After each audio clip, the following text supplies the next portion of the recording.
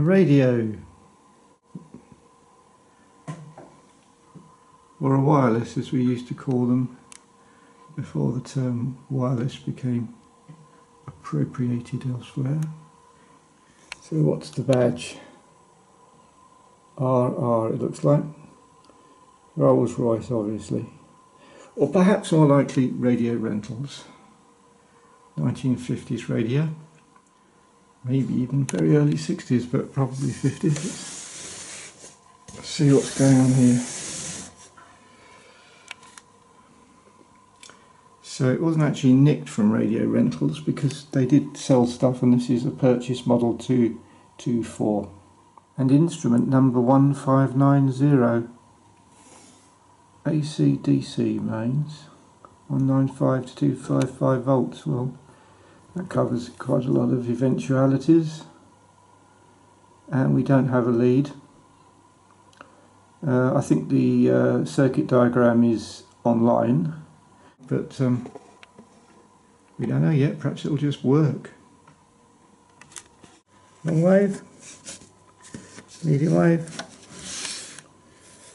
No indication of what these are, but that's the volume, and that one is the tuning.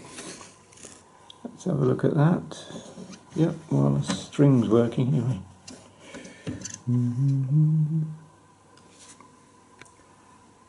Valve radio, or if you're watching on the other side of the pond, tube radio. That looks like fabric, but it's not, it's plastic. And unbroken, which is excellent. Let's try and keep it that way. We have a license plate.